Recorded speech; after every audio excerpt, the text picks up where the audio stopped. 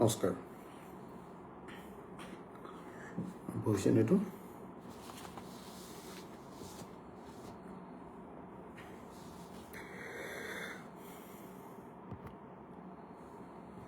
নমস্কাৰ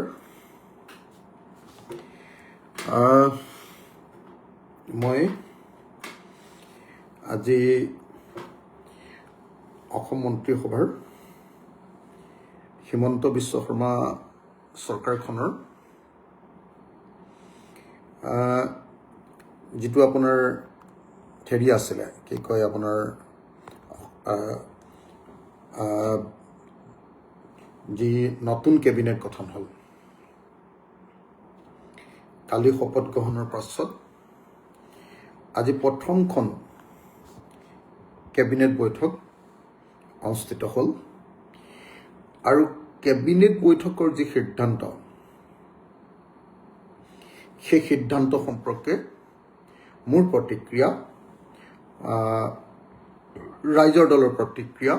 প্ৰকাশ কৰিবৰ কাৰণে এনেকৈ লাইভলৈ আহিছোঁ আপোনালোক মোৰ ফেচবুকৰ যিসকল বন্ধু বা মোৰ ফেচবুক যিসকলে চাই বা লক্ষ্য কৰে বা মোৰ ফেচবুকত দিয়া পোষ্টবিলাক পঢ়ে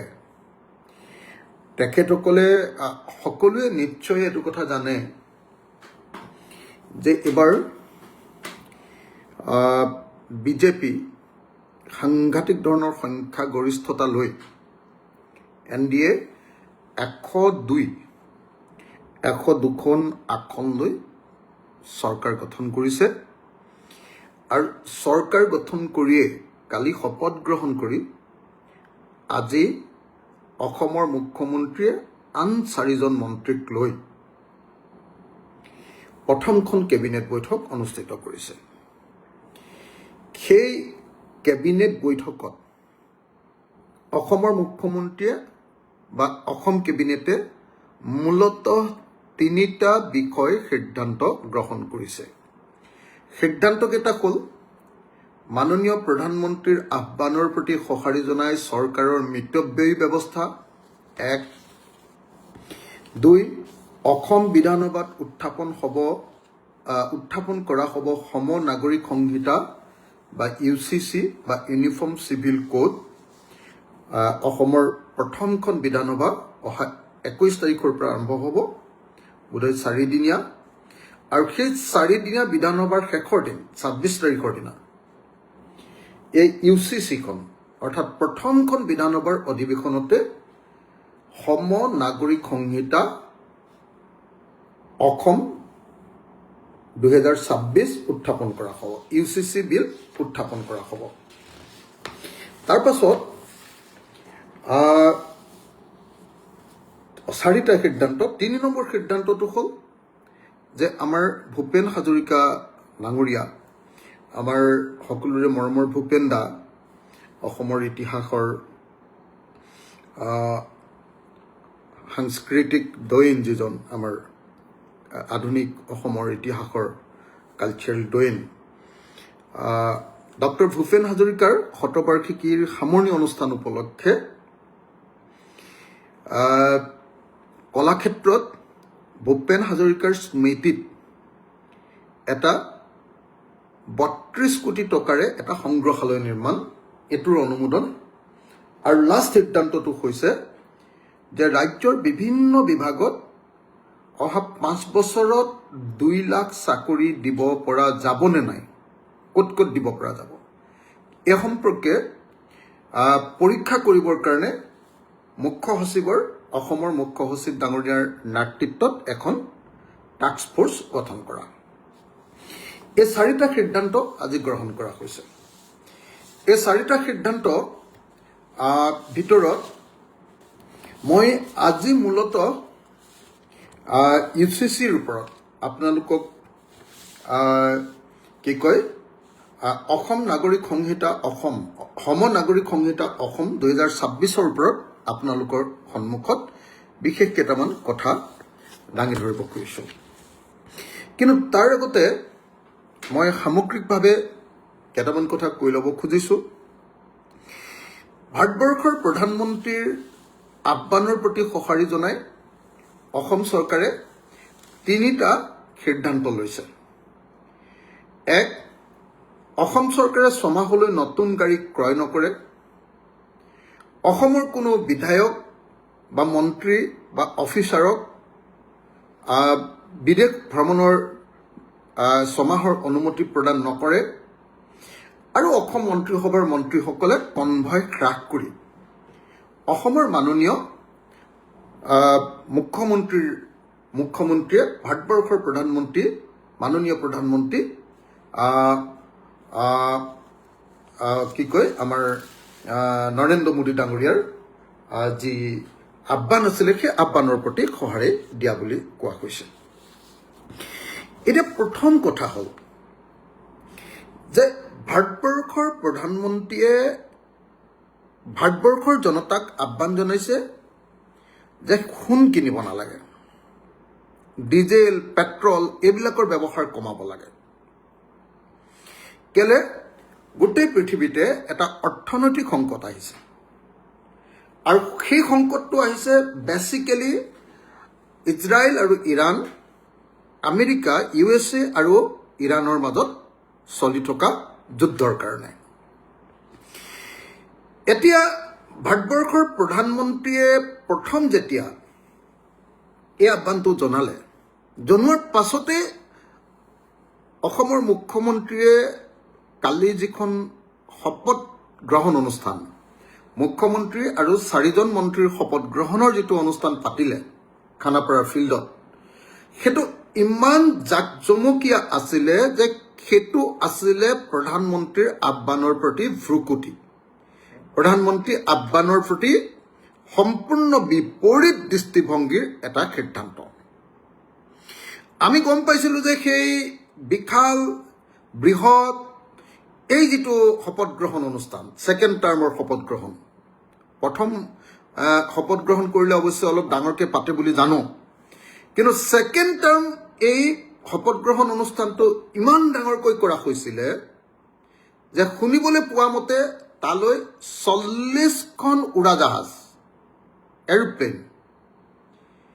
তালৈ আহিছিলে। চাৰ্টাৰ্ড ফ্লাইট মানে আমাৰ নিয়মীয়া যাত্ৰী কঢ়িয়াই অনা ফ্লাইট নহয়, অকল এইটো অনুষ্ঠানৰ কাৰণে আহিবলগীয়া বিশেষভাৱে ভাড়া কৰা ফ্লাইট উৰাজাহাজ।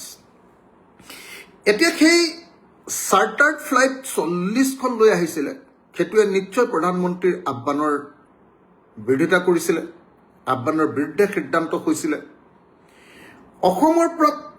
শ গাড়ী, হয়তো হাজাৰতো হ'ব পাৰে, বাছ, সৰু গাড়ী এইবিলাক লৈ মানুহ আনিছিলে আৰু সেই মানুহবিলাক আনোতে যিমান টকা খৰচ হৈছিলে, চৰকাৰী যিমান খৰচ হৈছিলে, সেইটো নিশ্চিতভাৱে ভাৰতবৰ্ষৰ প্ৰধানমন্ত্ৰীৰ ব্যয় সংকোচনৰ প্ৰতি বা চৰকাৰবিলাকক আৰু ভাৰতবৰ্ষৰ জনগণক মিতব্যয়ী হোৱাৰ প্ৰতি জনোৱা আহ্বানৰ ঠিক বিপৰীত আছিলে। অৰ্থাৎ অসমৰ হিমন্ত বিশ্ব শৰ্মাৰ যিখন মন্ত্ৰীসভা, সেই মন্ত্ৰীসভাৰ প্ৰথম কামটোৱে আছিলে ভাৰতবৰ্ষৰ প্ৰধানমন্ত্ৰীৰ আহ্বানৰ প্ৰতি ভ্ৰুকুটি। ভাৰতবৰ্ষৰ যি অৰ্থনৈতিক সংকট, সেই সংকটৰ প্ৰতি এটা প্ৰত্যাহ্বানমূলক এটা সিদ্ধান্ত। আৰু এই যিখন আপোনাৰ বিশাল শপত গ্ৰহণ অনুষ্ঠান হ'ল, সেই শপত গ্ৰহণ অনুষ্ঠানৰ পিছদিনাই অসমৰ মাননীয় মুখ্যমন্ত্ৰী হিমন্ত বিশ্ব শৰ্মাৰ অধ্যক্ষতাত যিখন কেবিনেট বৈঠক হ'ল, সেই কেবিনেট বৈঠকত নিয়ম মাফিক কেইটামান সিদ্ধান্ত লোৱা হ'ল। মই আকৌ কৈ দিছোঁ, নতুন গাড়ী অহা 6 মাহলৈ ক্ৰয় নকৰা, মন্ত্ৰীসকলক নতুন গাড়ী নিদি পুৰণি গাড়ীয়ে দিয়া, বিদেশ ভ্ৰমণ 6 মাহলৈ নকৰা আৰু কনভয় হ্ৰাস কৰা, এই সিদ্ধান্ত গ্ৰহণ কৰা হ'ল। এতিয়া এই সিদ্ধান্ত প্ৰধানমন্ত্ৰীৰ আহ্বান অনুসৰি লোৱা বুলি কোৱা হৈছে। আৰু তাৰ দ্বিতীয় সিদ্ধান্তটোৱে হ'ল অসম সম নাগৰিক সংহিতা অসম 2026 গ্ৰহণ ইউচিচি বোধহয় ভাৰতবৰ্ষৰ প্ৰথমখন ৰাজ্য হ'ব য'ত ইউচিচি প্ৰথমবাৰৰ কাৰণে গ্ৰহণ কৰা হ'ব আমাৰ মুখ্যমন্ত্ৰীয়ে ঠাউকতে মই কৈ যাওঁ যে আমাৰ মুখ্যমন্ত্ৰীয়ে প্ৰথম হ'বৰ কাৰণে বৰ চেষ্টা কৰি থাকে কৈছিলে যে ভাৰতবৰ্ষৰ ভিতৰত অসমখনক প্ৰথম কৰিব ভাৰতবৰ্ষৰ ভিতৰত অসমখনক প্ৰথম কৰাৰ ক্ষেত্ৰত তেখেতে কেইটামান ভূমিকা লোৱা দেখিছিলোঁ যেনেকৈ ভাৰতবৰ্ষৰ ভিতৰত এই প্ৰথমবাৰৰ কাৰণে ইউচিচি যেনেকৈ বিধানসভাত উত্থাপন কৰি গ্ৰহণ কৰা হ'ব হয়তো ভাৰতবৰ্ষৰ ৰাজ্যবিলাকৰ ভিতৰত প্ৰথম GST আইনখন যেতিয়া আহিছিলে সেইখন প্ৰথম গ্ৰহণ কৰাৰ কাৰণে উত্থপ লগোৱা হৈছিলে ভাৰতবৰ্ষৰ ভিতৰত প্ৰথম বোধহয় অসম বিধানসভাই GST বিলখন গ্ৰহণ কৰি দিছিলে এনেকুৱা ধৰণৰ মানে অসমৰ মুখ্যমন্ত্ৰীয়ে এনেকুৱা ধৰণৰ কিছুমান ৰেকৰ্ড ব্ৰেকিং কাম কৰিবৰ কাৰণে সদায় চেষ্টা কৰা আমি দেখিবলৈ পাওঁ তেনেকৈ বিহুৰ আপোনাৰ ৱৰ্ল্ড ৰেকৰ্ড ঝুমুৰৰ ৱৰ্ল্ড ৰেকৰ্ড এনেকুৱা ধৰণৰ আৰু তেখেতক আমি তেনেকুৱা ধৰণৰ কিছুমান কাম কৰি থকা দেখিবলৈ পাওঁ এতিয়া মোৰ প্ৰথম কথাটো হ'ল যে অসম মন্ত্ৰীসভাৰ প্ৰথম যিটো মেজৰ ডিচিশ্যন যে বিধানসভা অনুষ্ঠিত হ'ব 21 তাৰিখৰ পৰা আৰু বিধায়কবিলাকৰ মূল কামটো হ'ল আইন প্ৰণয়ন কৰা বিধেয়ক ৰচনা কৰা আৰু সেই প্ৰথম যিটো কাম কৰিব খোজা হৈছে সেইটো হ'ল অসমত সম নাগৰিক সংহিতা অসম 2026 গ্ৰহণ কৰা বা উত্থাপন কৰি আলোচনা কৰা গ্ৰহণ কৰা এতিয়া মোৰ কথাটো হ'ল যে মই নিজে যোৱাবাৰৰ বিধায়ক আছিলোঁ আৰু যোৱাবাৰৰ বিধায়ক থাকোঁতে মই যিখিনি বস্তু দেখিছিলোঁ তেতিয়াও বিধানসভাত একদম খ বিধেয়ক অনা হৈছিলে খ বিধেয়ক আনি জোৰ কৰি পাছ কৰোৱা হৈছিলে তেনেকুৱা এখন বিধেয়ক আছিলে দ্য আছাম প্ৰহিবিশ্যন অফ পলিগ্ৰামি বিল 2025 বহুবিবাহ নিষিদ্ধ আইন এতিয়া ইউচিচিখনেও কৈছে যে যদি সেই ইউচিচি আহে তেতিয়াহ'লে কি কৰা হ'ব তেতিয়াহ'লে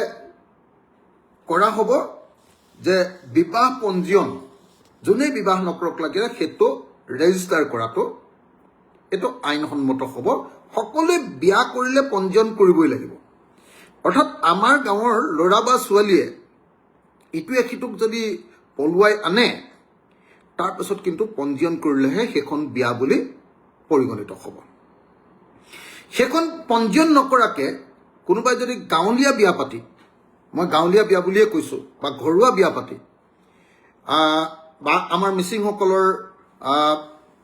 মানে বিয়া পাতি যদি কোনোবাই যদি এনেকৈ যদি বিয়া পাতে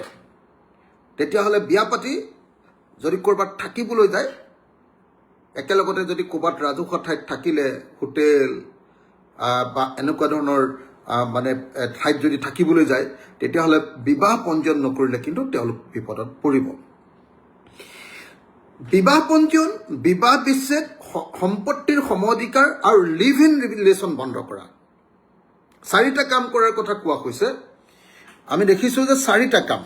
ইয়াত বেচিকেলি এই আইনখনৰ জৰিয়তে 4টা বস্তু আনিব খোজা হৈছে এই 4টা বস্তু ভিতৰত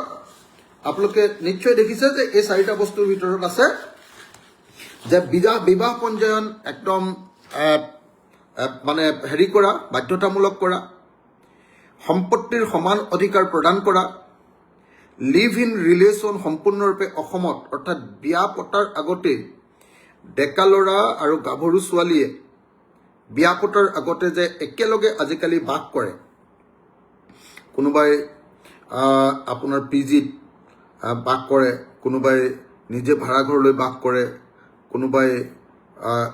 এনেকুৱা আজিকালি আপোনালোকে নিশ্চয় জানে যে বিয়া পতাৰ আগতে ডেকা ল'ৰা ছোৱালীবিলাকে একেলগে বসবাস কৰে তেওঁলোকৰ মাজত প্ৰেম আছে তেওঁলোকৰ ঘৰতো হয়তো কথা পাতি লৈছে বা নাপাতিছে তেওঁলোকে একেলগতে বসবাস কৰে এইটো আজিকালি আধুনিক যুগৰ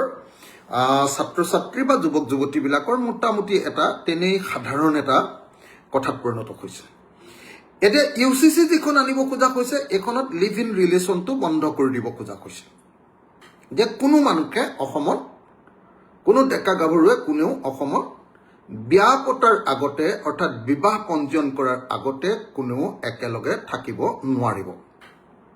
এটো কৰিব খোজা হৈছে এতিয়া মই আপোনালোকক এই ইউচিচি সম্পৰ্কে কেইটামান কথা ক'ব কৈছো মোৰ মনত পৰে যে ইতিমধ্যে অসমত বহু বিবাহ এই ইউচিচিৰ এটা প্ৰধান উদ্দেশ্য হ'ল বহু বিবাহ অসমত নিষিদ্ধ কৰা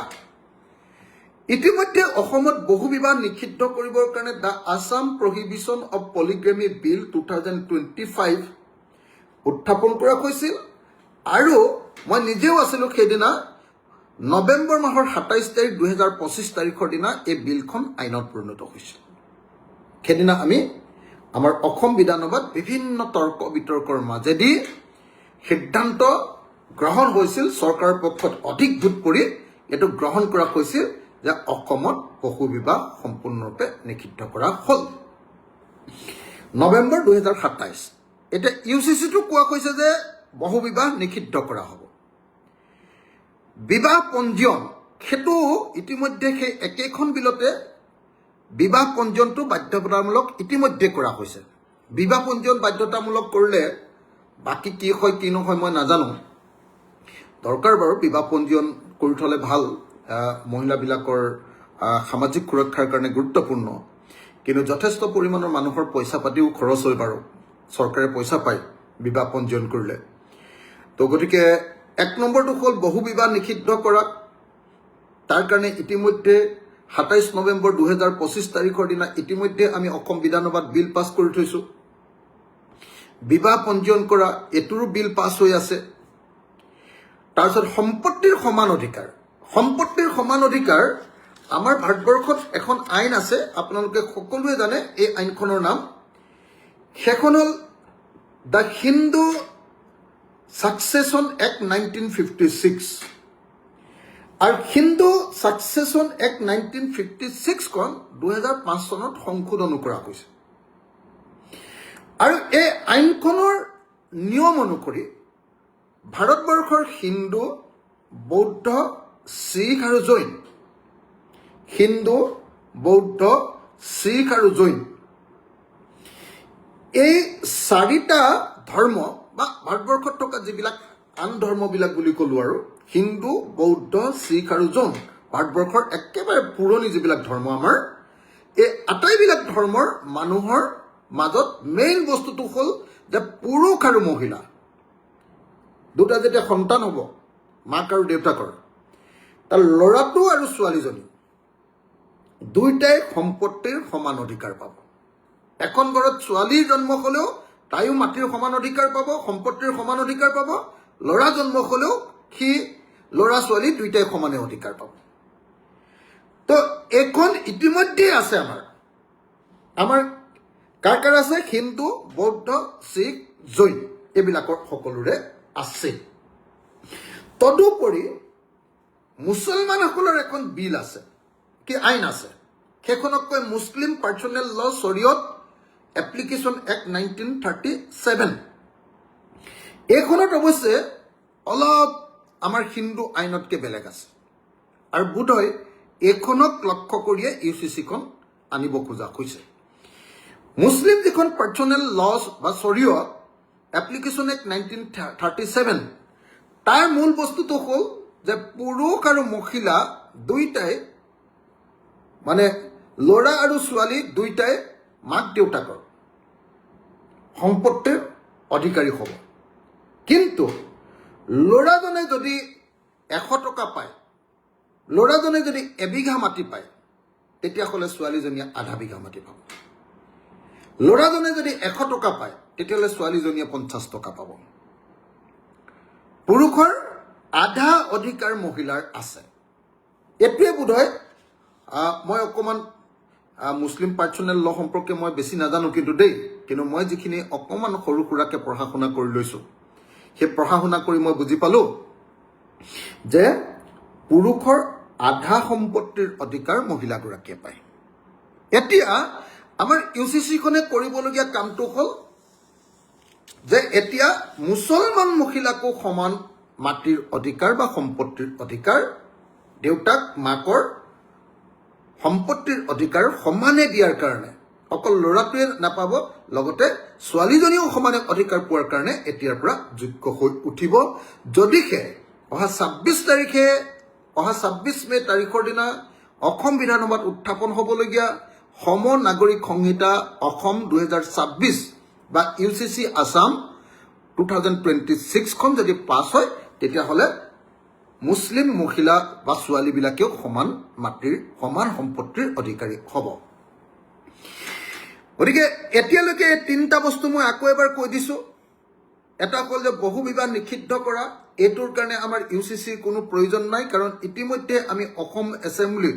সকলো জাতি ধৰ্মৰ মানুহৰ কাৰণে ইতিমধ্যে বহু বিবাহ নিষিদ্ধ আইন ইতিমধ্যে পাছ কৰিলোঁ আৰু সেইখন ইতিমধ্যে আইনত পৰিণত হ'ল। বিলখন পাছ কৰিলোঁ আৰু আইন হৈ গ'ল। গতিকে অসমত বহু বিবাহ কৰিবই নোৱাৰে। গতিকে ইয়াৰ কাৰণে ইউচিচি অনাৰ কোনো প্ৰয়োজন নাছিলে। বিবাহ পঞ্জীয়ন কৰিবই লাগিব, সেইটো আমি ইতিমধ্যে ঠিক কৰি পেলালোঁ। তাৰ পাছত সম্পত্তিৰ সম অধিকাৰ, এই প্ৰশ্নটোত হিন্দু, বৌদ্ধ, শিখ আৰু জৈন আমাৰ সকলোৰে সম্পত্তিৰ সমান অধিকাৰ আছে। মাত্ৰ এতিয়া মুছলমানসকলৰ মহিলাবিলাকৰ সম্পত্তিৰ আধা অধিকাৰ আছে, পুৰুষবিলাকৰ মানে এক যদি আছে তেতিয়াহ'লে মহিলাৰ আধা, পুৰুষৰ যদি 2 আছে মহিলাৰ 1। গতিকে এই কথাটো বদলি কৰিব পৰা যাব। তাৰমানে বেচিকেলি শৰীয়ত আইন বা মুছলিম পাৰ্চনেল ল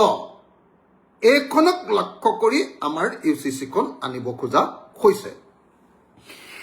তাৰ পাছত চতুৰ্থ যিটো বস্তু লক্ষ্য কৰি আনিব খোজা হৈছে সেইটো লিভ ইন ৰিলেশ্যন বন্ধ কৰা। আমাৰ অসমত বিয়া পতাৰ আগতে একেলগতে ডেকা ল'ৰা ছোৱালী থকাৰ যিটো নিয়ম, যিটো ইতিমধ্যে সুপ্ৰিম কোৰ্টে অধিকাৰ প্ৰদান কৰিছে, আপোনালোকে নিশ্চয় সকলোৱে জানে, শিক্ষিত মানুহবিলাকে সকলোৱে জানে, খবৰ ৰখা মানুহবিলাকে সকলোৱে জানে যে সুপ্ৰিম কোৰ্টে কৈ দিছে যে 18 বছৰৰ ওপৰৰ কোনো ডেকা বা গাভৰুৱে যদি প্ৰাপ্তবয়স্ক হোৱাৰ পাছত দুইজনে ইচ্ছা কৰি সন্মতি সাপেক্ষে যদি কোনোবাই একেলগতে ক'ৰবাত থাকিব খোজে, বিয়া পতাৰ আগতো যদি থাকিব খোজে, তেতিয়াহ'লে তেওঁলোকৰ ওপৰত কোনেও নিষেধাজ্ঞা আনিব নোৱাৰিব। সেই অধিকাৰ যুৱক আৰু যুৱতীৰ আছে।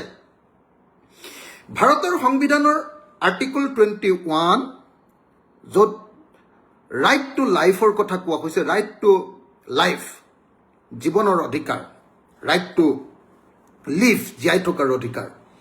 যি জীয়াই থকাৰ অধিকাৰৰ কথা কোৱা হৈছে, সেই জীয়াই থকাৰ অধিকাৰতো এই প্ৰশ্নটো এই আৰ্টিকল 21ও সামৰি লয়। আৰ্টিকল 19 ভাৰতবৰ্ষত যিবিলাক কাম অনায়াসে স্বাধীনভাৱে কৰিব পাৰিব তাৰ ভিতৰতো এই প্ৰশ্নটো সামৰি লয়। এতিয়া আমাৰ ইউচিচিখনে এতিয়া যুৱক যুৱতীবিলাক বিয়া খোৱাৰ আগতে একেলগে থাকিব নোৱাৰিব বুলি কৈ সুপ্ৰিম কোৰ্টৰ সেই ভাৰ্ডিক্টটোৰ বিপৰীতে যাব খুজিছে, নাম্বাৰ 1। নাম্বাৰ 2, ভাৰতৰ সংবিধানৰ আৰ্টিকল 21ৰ বিৰুদ্ধে যাব খুজিছে আৰু আৰ্টিকল 19ৰ কেইটামান ছেকশ্যনৰ বিৰুদ্ধে যাব খুজিছে। এইটোৱে হ'ল এই ইউচিচি আইনখনৰ মূল দুটা কথা। কি দুটা কথা? বাকীবিলাক প্ৰায় আগতে কৈ আছে। এটা হ'ল মুছলিমসকলৰ মহিলাবিলাকক সমানে সম্পত্তিৰ অধিকাৰ দিয়া, ল'ৰাৰ লগতে ছোৱালীক। আৰু দ্বিতীয় বস্তুটো হ'ল যে কোনো ল'ৰা ছোৱালীয়ে বিয়াৰ আগত একেলগতে থাকিব নোৱাৰিব, লিভ ইন ৰিলেশ্যনত থাকিব নোৱাৰিব। এতিয়া মই আপোনালোকক ক'ব খুজিছোঁ যে অসম বিধানসভাৰ প্ৰথমখন অধিৱেশনত ইউচিচি বিধেয়ক প্ৰথমখন আইন প্ৰণয়ন কৰিবৰ কাৰণে আছাম ইউচিচি 2026 উত্থাপন কৰিবলৈ লোৱাটো নিশ্চয় অসম চৰকাৰৰ বহু ভাবি চিন্তি লোৱা এটা সিদ্ধান্ত। চৰকাৰে আমি কোৱা শুনিছিলোঁ যে এইবাৰ যদি বিজেপি চৰকাৰ হয় তেতিয়াহ'লে প্ৰথম অধিৱেশনতে ইউচিচি লোৱা হ'ব। অৰ্থাৎ ইডিঅলজিকেলি মতাদৰ্শগতভাৱে দুটা মতাদৰ্শ মানুহৰ মাজত এষ্টাব্লিছ কৰিবৰ কাৰণে, এটা হ'ল মুছলমানসকলক ডিষ্টাৰ্ব কৰা বা মুছলমানৰ বেলেগ কোনো ভাৰতবৰ্ষত কোনো আইন থাকিব নোৱাৰিব, মুছলমান মহিলাসকলক তাৰমানে সমান অধিকাৰ দিয়াৰ লগে লগে মুছলমান যিটো পৰম্পৰা, মুছলমান যি শৰীয়ত, মুছলমান যি আইন, সেই আইন থাকিব নোৱাৰিব হিন্দুৰ আইন মতে বা ভাৰতবৰ্ষৰ নিয়ম অনুসৰি হ'ব লাগিব। ভাৰতবৰ্ষৰ নিয়ম মানে হিন্দুৰ আইন অনুসৰি, বৌদ্ধৰ নাম অনুসৰি, জৈনৰ নিয়ম অনুসৰি হ'ব লাগিব। এই কামটো এষ্টাব্লিছ কৰাটো, আদৰ্শগতভাৱে এই কামটো কৰাটোৱে হ'ল প্ৰথম পদক্ষেপ। আৰু 2 নম্বৰ, গোটেই পৃথিৱীত আজিকালি লিবাৰেল চিন্তাধাৰা, উদাৰনৈতিক চিন্তাধাৰা, স্বাধীন চিন্তাধাৰা, গণতান্ত্ৰিক চিন্তাধাৰা, উদাৰনৈতিকভাৱে যিবিলাক চিন্তাধাৰা আছে তাৰ বিপৰীতে এটা ৰক্ষণশীল চিন্তাধাৰা, যে বিয়া খোৱাৰ আগতে কোনো ল'ৰা ছোৱালী একেলগে থাকিব নোৱাৰিব আমাৰ ভাৰতীয় পৰম্পৰা অনুসৰি। এই যিটো ৰক্ষণশীল বা সংৰক্ষণশীল যি পৰম্পৰা, সেই ৰক্ষণশীল পৰম্পৰা এটাক এষ্টাব্লিছ কৰিবৰ কাৰণে, অৰ্থাৎ আধুনিক যুগৰ বিপৰীতে পুৰণি চিন্তাধাৰাৰ এটা বিষয়ক এষ্টাব্লিছ কৰিবৰ কাৰণে এই আইনখন অনা হৈছে। এতিয়া মোৰ মন্তব্যবিলাক আপোনালোকৰ সন্মুখত আগবঢ়াম। মই কিন্তু খুব স্পষ্টকৈ কওঁ, কৈতো বহুত বেছি লাভো নহ'ব, কাৰণ এইবাৰ অসমৰ ৰাইজে বিজেপিক মন ভৰি ভোট দিছে। বিজেপি আৰু NDAক 102খন আসন প্ৰদান কৰি দিছে। অসমৰ ইতিহাসৰ ভিতৰতে চাগে এটা শাসক পক্ষই সৰ্বাধিক আসন লাভ কৰাৰ ঘটনা এইটো। গতিকে অসমৰ মানুহে বিজেপিক ভাল পাই ভোট দিছে, আমি ক'লেতো আপোনালোকে আমাক গালিয়ে দিব। আচলতে নিৰ্বাচনৰ ৰিজাল্ট ওলোৱাৰ দিনৰ পৰা হতাশাতেই আছোঁ। নিৰ্বাচনৰ ৰিজাল্ট ওলোৱাৰ দিনাৰ পৰা এনেকুৱা ফ্ৰাষ্ট্ৰেশ্যনত আছোঁ, এনেকুৱা হতাশাত আছোঁ, এনেকুৱা খঙত আছোঁ যে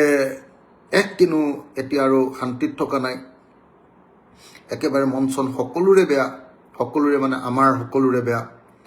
কাৰণ যোৱাবাৰ আমি 51জন বিৰোধী বিধায়ক জিকিছিলোঁ। মই জেলৰ পৰা জিকিছিলোঁ আৰু 50জন বাহিৰৰ পৰা জিকিছিলোঁ। কিন্তু 51জন বিধায়ক যদিও জিকিছিলোঁ, অৱশ্যে বিধানসভাত ময়ে বেছিকৈ মাত মাতিবলগীয়া হৈছিলে। এইবাৰ বাৰু আমাৰ লগত আৰু এজন জিকিলে, মেহবুব মুখতাৰ, ৰাইজৰ দলৰ। কিন্তু কংগ্ৰেছৰ যোৱাবাৰ আছিলে 29জন, এইবাৰ হ'লগৈ 19জন, কমিলে 10জন তেওঁলোকৰ কমিলে। আনহাতে AIDFৰ যোৱাবাৰ আছিলে 16জন, এইবাৰ মাত্ৰ 2জন, তেওঁলোকৰ 14জন কমিলে। তো এই গোটেইবিলাক, যোৱাবাৰ CPIMৰ এজন আছিলে, এতিয়া CPIMৰ বিধায়কজন হাৰিলে। গতিকে যোৱাবাৰ যি সময়ত 51জন মানুহ আছিলোঁ আমি বিৰোধী পক্ষত, তাৰ পাছত অৱশ্যে 6-7জন 8জন মানুহ কংগ্ৰেছৰ পৰা এজনকৈ গুচি গ'ল। সুশান্ত বৰগোহাঁই, ৰূপজ্যোতি কুৰ্মী, আপোনাৰ ঢেৰ আৰু এইবিলাক কৈ লাভ নাই আৰু, গোটেইবিলাক গুচি গ'ল। আৰু যদিও যোৱাবাৰ কংগ্ৰেছৰ ইমান সংখ্যক বিধায়ক জয়ী হৈছিলে, কিন্তু তেওঁলোকে বিধানসভাত যি ধৰণৰ এক্টিভ ভূমিকা ল'ব লাগিছিলে সেই ধৰণৰ লোৱা নাছিলে। মই এইবিলাক কথা স্পষ্টকৈ কৈ দিওঁ কাৰণে মোক মানুহে খুব বেয়া পায়। এতিয়াতো কংগ্ৰেছৰ মানুহবিলাকে মোক খুবেই বেয়া পাই আছে, কাৰণ এই দুদিন মই কংগ্ৰেছৰ নিৰ্বাচনী যিটো ষ্ট্ৰেটেজি সেই সম্পৰ্কে সমালোচনা কৰিছিলোঁ। গৌৰৱ গগৈৰ দুৰ্বলতাসমূহৰ কথা মই ৰাজহুৱাকৈ কৈ দিছিলোঁ, আৰু ৰকিবুল হুছেইন সম্পৰ্কীয় মই ক্ৰিটিকেল সমালোচনাত্মক বক্তব্য আগবঢ়াইছিলোঁ। গতিকে কংগ্ৰেছৰ মানুহ বহুতে মোক বেয়া পাই আছে, কিন্তু মই একেটা সময়তে আকৌ কওঁ দেই, যিসকল কংগ্ৰেছৰ মানুহে বেয়া পাই আছে, মই তেখেতসকলক হাতযোৰ কৰি এটা কথা কওঁ যে মই কোনো তৃণমূল পৰ্যায়ৰ কংগ্ৰেছৰ কথা কিন্তু কোৱা নাই। কংগ্ৰেছৰ সমৰ্থক, কংগ্ৰেছৰ কৰ্মী, কংগ্ৰেছৰ বুথ কমিটিৰ বিষয়ববীয়া বা সদস্য, মণ্ডল কংগ্ৰেছৰ সদস্য, ব্লক কংগ্ৰেছৰ সদস্য, মণ্ডল কংগ্ৰেছ আৰু ব্লক কংগ্ৰেছৰ বিষয়ববীয়া, জিলা কংগ্ৰেছৰ বিষয়ববীয়া বা ষ্টেট কংগ্ৰেছৰ বিষয়ববীয়াৰ বিৰুদ্ধে মই কোৱা নাছিলোঁ। বহুতে একাকাৰ কৰিছে বাৰু। মই কৈছিলোঁ কংগ্ৰেছৰ নেতৃবৰ্গৰ বিৰুদ্ধে। মই বেছিকেলি দুটা কথা কৈছোঁ, তিনিটা কথা। এক, যে যোৱাবাৰ এইবাৰ কংগ্ৰেছৰ প্ৰতি মানুহৰ অনাস্থাৰ এটা প্ৰধান কাৰণ হ'ল যে যোৱাবাৰ বিধানসভাত একেবাৰে ভাল ভূমিকা লোৱা নাছিলে। একো যদি নামাতে কিয় ভোট দিব মানুহে বিধানসভাত? এক। মই ২ নম্বৰ কথাটো কৈছিলোঁ যে এইবাৰ আমাৰ মিত্ৰতা ইমান দেৰিকৈ কৰিলে যে মিত্ৰতা ইমান দেৰি কৰাৰ কাৰণে এইবাৰ আমি হৰাটো কনফাৰ্ম হৈ গ'ল।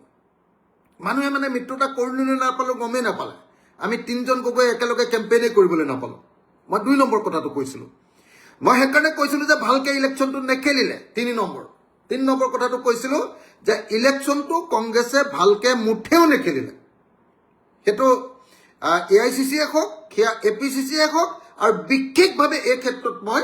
গৌৰৱ গগৈক সমালোচনা কৰিছিলোঁ। আৰু মই কৈছিলোঁ যে গৌৰৱ গগৈৰ বডি লেংগুৱেজ, গৌৰৱ গগৈৰ কালচাৰ মানে ৱে অফ লাইফ, জীয়াই থকাৰ যিটো ধৰণ,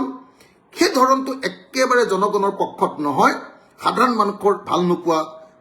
মানে ব্যৱস্থা। আৰু সেইকাৰণে এইবাৰ আমি কংগ্ৰেছক নেতৃত্বত ইলেকশ্যন খেলি আমি ভয়াৱহভাৱে লোকচানৰ সন্মুখীন হ'লোঁ। মই কৈছিলোঁ যে ৰাইজৰ দলে অকলে খেলা হ'লে হয়তো ৬-৭খন আসনত জিকিব পাৰিলোহেঁতেন, কিন্তু কংগ্ৰেছৰ লগত গৈ আমি মাত্ৰ 2খন আসনত জিকিলোঁ। আৰু এইবাৰ ৰাইজৰ দলে আমি যিটো কৰিব পাৰিলোহেঁতেন কি, আপোনাৰ আমাৰ দলটো এইবাৰ আমি মানে ৰেজিষ্টাৰ্ড দল এটা, আমি ৰিকগনাইজ পাৰ্টিত ভাৰতবৰ্ষৰ আপোনাৰ ইলেকশ্যন কমিশ্যন অফ ইণ্ডিয়াৰ স্বীকৃতিপ্ৰাপ্ত হ'লোহেঁতেন। এতিয়া পঞ্জীয়ন প্ৰাপ্ত হৈ আছোঁ, 6% ভোট পালোহেঁতেন। কিন্তু কংগ্ৰেছৰ লগত গৈ ইলেকশ্যন মাত্ৰ 11টা সমষ্টিত খেলিবলগীয়া হৈ আমি সেই ভোটো নাপালোঁ আৰু আমাৰ চিটো নাবাঢ়িলে। এই কথাকেইটা কোৱাৰ কাৰণে কংগ্ৰেছে মোক খুব বেয়া পাই আছে। কিন্তু মই কংগ্ৰেছ কৰ্মীসকলক হাত জোৰ কৰি কৈছোঁ যে মই কংগ্ৰেছ কৰ্মীৰ বিৰুদ্ধে কোৱা নাই। মই কংগ্ৰেছৰ নেতা, কংগ্ৰেছৰ ইলেকশ্যন খেলাৰ পদ্ধতি আৰু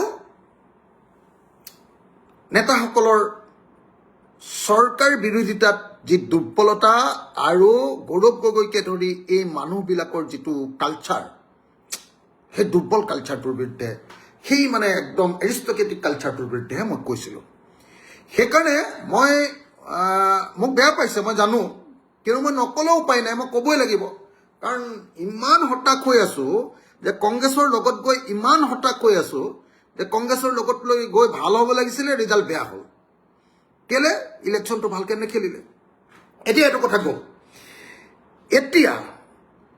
মই এই কথাটো এইকাৰণে উল্লেখ কৰিলোঁ যে যোৱাবাৰতকৈ এইবাৰ বিধায়কৰ সংখ্যা কম। যদি বিধায়কৰ সংখ্যা কম, তাৰমানে বিধানসভাত আমি বেছি মাত মাতিলেও একো কাম নহ'ব। কাৰণ হুলস্থুল জানিবা কৰিলোৱে, ধৰিলোৱে জানিবা, কিন্তু বিলখন এতিয়া সম্পূৰ্ণৰূপে 2/3 ভোটত পাৰ হৈ গুচি যাব। এতিয়া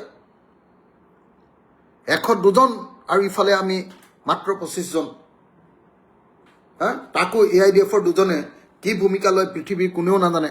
তেওঁলোকতো চৰকাৰৰ লগতে থাকে। গতিকে মই আপোনালোকক এটাই কথা ক'ব খুজিছোঁ যে অসম বিধানসভাত এইবাৰ যি প্ৰথম আইনখন আনিব খোজা হৈছে, যিখন বিল উত্থাপন কৰিব খোজা হৈছে, যাক আইনত পৰিণত কৰিব খোজা হৈছে, সেই আইনখনে হ'ল কি, সম নাগৰিক সংহিতা অসম 2026। এইখন মূলতঃ দুটা কামৰ কাৰণে কৰিব খোজা হৈছে।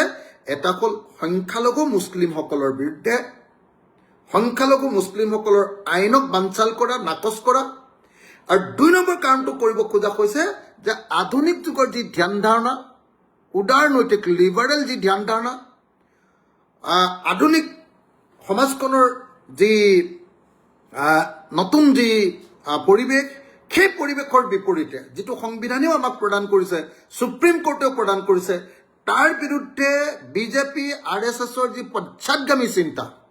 পুৰণিকলীয়া চিন্তা, মধ্যযুগৰ যি চিন্তা, সেই চিন্তাৰ এখন আইন আমাৰ অসম বা অসমৰ মানুহৰ ওপৰত জাপি দিব খোজা হৈছে।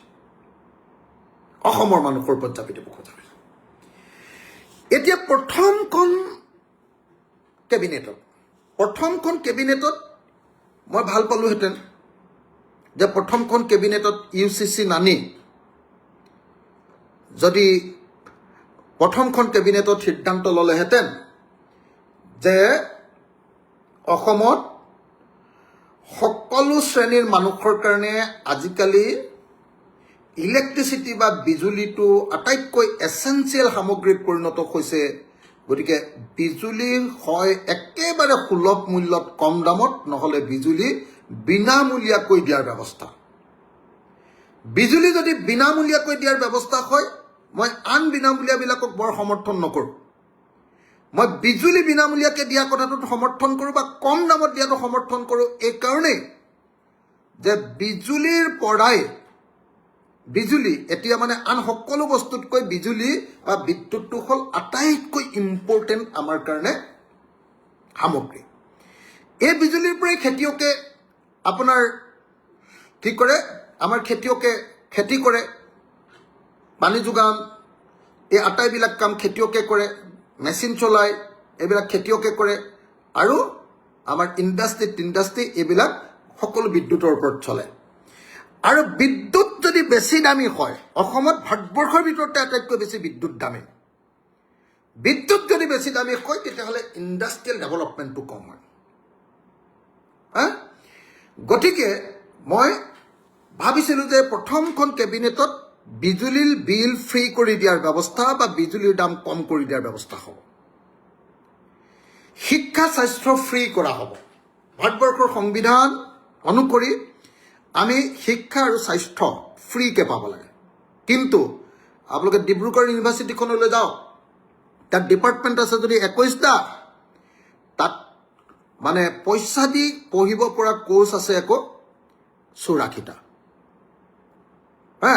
গোটেই শিক্ষা ব্যৱস্থাটো বেপাৰীকৰণ কৰি দিয়া হ'ল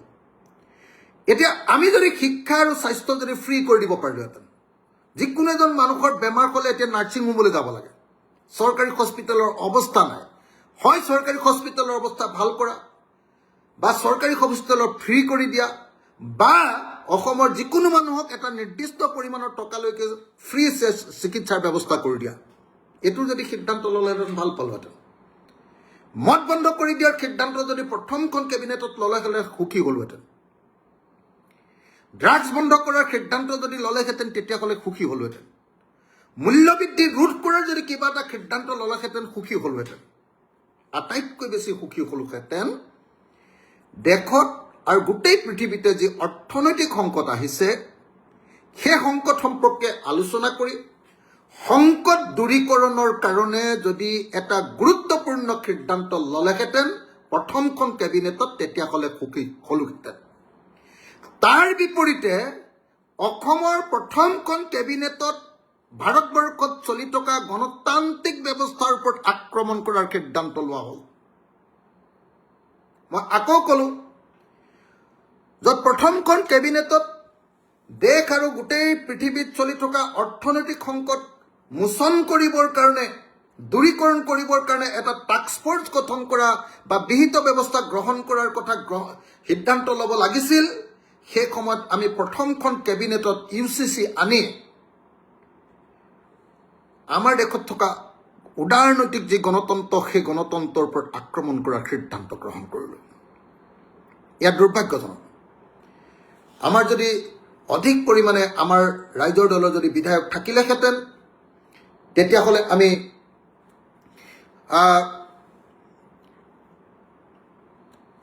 কি কয় আপোনাৰ যদি অধিক পৰিমাণে যদি হেৰি কৰিলোহেঁতেন আপোনাৰ অধিক পৰিমাণে যদি আপোনাৰ কি কয় এইটো কৰিলোহেঁতেন কি কয় আপোনাৰ অৰ্থনৈতিক সংকট দূৰ কৰিবৰ কাৰণে ব্যৱস্থা ল'লোহেঁতেন তেতিয়াহ'লে বেছি ভাল আছিলে মদ বন্ধ কৰাৰ সিদ্ধান্তত আলোক না গোটেই ফেমিলি ধ্বংস হৈ গৈছে বহু পৰিয়ালে শান্তিত থাকিব পাৰিলেহেঁতেন বিজুলী বিল ফ্ৰী কৰি দিয়াৰ সিদ্ধান্ত লওক না ইমান আপোনালোকে ফ্ৰী বিজ কৰি থাকে হয়নে চব বস্তুতে ফ্ৰী বিজুলী বিলটো ফ্ৰী কৰি দিয়ক না সেইটোহে কামত আহিলেহেঁতেন শিক্ষা আৰু স্বাস্থ্যটো ফ্ৰী কৰি দিয়ক না তেতিয়াহে কামত আহিলেহেঁতেন ড্ৰাগছমুক্ত অসম এখন গঠন কৰিবলৈ সিদ্ধান্ত লওক না গোটেই নতুন প্ৰজন্ম ধ্বংস হৈ গৈছে মদ আৰু ড্ৰাগছত মূল্য বৃদ্ধিৰ কাৰণে মানুহ থাকিব নোৱাৰা হৈ গৈছে সব বস্তুৰ দাম একো এটা ব্যৱস্থা আপুনি নললে দেশৰ অৰ্থনৈতিক সংকট দূৰ কৰিবৰ কাৰণে আৰু এই সংকটৰ সময়ত অসমবাসীয়ে কেনেকৈ চলিব লাগিব কেনেকৈ কম দামত বস্তু পাব কেনেকৈ এই সময়টো ডেভেলপমেণ্ট চলি থাকিব এই সময়টো কেনেকৈ আমি কিবা এটা কাম কৰিব পাৰিম তাৰ ওপৰত সিদ্ধান্ত ল'ব লাগিছিল কিন্তু মুখ্যমন্ত্ৰী ডাঙৰীয়া আপুনি এই সিদ্ধান্তটো নললে আপুনি গণতন্ত্ৰক সীমিত কৰাৰ সিদ্ধান্ত গ্ৰহণ কৰিলে প্ৰথমখন কেবিনেটত আমি মাত্ৰ দুজন বিৰোধী বিধায়ক ৰাইজৰ দলৰ এই দুজনে অসম বিধানসভাতনো কিমান যুঁজ দিব পাৰিম পাম সময় কিমান আগতে 1.5 মিনিট পাইছিলোঁ এবাৰ 3 মিনিট পাম আগতে যেতিয়া 2 মিনিট পাইছিলোঁ এবাৰ 4 মিনিট পাম আমি নিশ্চিতভাৱে বিধানসভাত এইবিলাক বস্তু উত্থাপন কৰিম কিন্তু যেহেতু এবাৰ বিধানসভাত বিজেপিক অসমৰ ৰাইজে সাংঘাতিক ধৰণৰ সংখ্যাগৰিষ্ঠতা দিলে সেইকাৰণে অসম বিধানসভাত বিৰোধী দলবিলাকে বিশেষ ভূমিকা এবাৰ গ্ৰহণ কৰিব নোৱাৰিব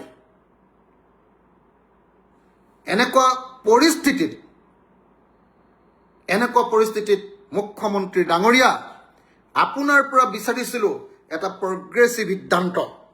এটা প্ৰগতিশীল গণতান্ত্ৰিক সিদ্ধান্ত আৰু আপুনি গ্ৰহণ কৰিলে গোটেই ভাৰতবৰ্ষৰ ভিতৰতে আটাইতকৈ ৰিগ্ৰেছিভ প্ৰতিক্ৰিয়াশীল সিদ্ধান্তটো ইয়াত দুৰ্ভাগ্যজনক আৰু যিসকলে বিজেপি কেনেকৈ ভোট দি জয়ী কৰিছে তেওঁলোকৰ অৱশ্যে বহুতে বিজেপিক সমৰ্থন কৰে তেওঁলোকৰ হিন্দু মুছলমান এই কথাটোক সমৰ্থনেই কৰে গতিকে তেওঁলোকে হয়তো বুজি নাপাব বা এই সময়ত উন্মাদ হৈ আছে তেওঁলোক ধৰ্মৰ চিন্তাত গতিকে তেওঁলোকে হয়তো উপলব্ধি নকৰিব কিন্তু দুৰ্ভাগ্যৰ কথা মদ বন্ধ কৰাৰ যদি সিদ্ধান্ত হ'লহেঁতেন ড্ৰাগছ সম্পূৰ্ণৰূপে বন্ধ কৰাৰ যদি সিদ্ধান্ত হ'লহেঁতেন একেটা সময়তে তামিলনাডুত এখন চৰকাৰ হৈছে বিজয় হয়নে চিনেমা এক্টৰ তেখেতৰ চৰকাৰখনে প্ৰথম কি সিদ্ধান্ত গ্ৰহণ কৰিছে মুখ্যমন্ত্ৰী এবাৰ চাওক আৰু আপোনাৰ চৰকাৰে প্ৰথমতে কি সিদ্ধান্ত গ্ৰহণ কৰিছে আপুনি এবাৰ আজি ৰাতি অকলশৰীয়াকৈ বিবেচনা কৰি চাব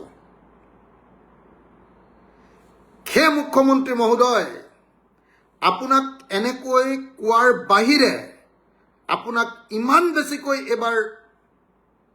অসমৰ ৰাইজে ভোট দিছে যে আপুনি কাৰো কথা নুশুনাকৈ যি মন যায় তাকেই কৰিব পাৰিব কিন্তু তাৰ পাছতো মই আপোনাৰ সন্মুখত এই প্ৰশ্নৰ উত্থাপন কৰিলোঁ আৰু এনেকুৱা দুৰ্ভাগ্যজনক প্ৰথম কেবিনেট বৈঠকখনত এনেকুৱা দুৰ্ভাগ্যজনক বিভেদকামী আৰু গণতন্ত্ৰ সীমিত কৰাৰ যে সিদ্ধান্ত ল'ব খুজিছে তাৰ কাৰণে গৰিহণা দিলোঁ ধন্যবাদ জয় আই অসম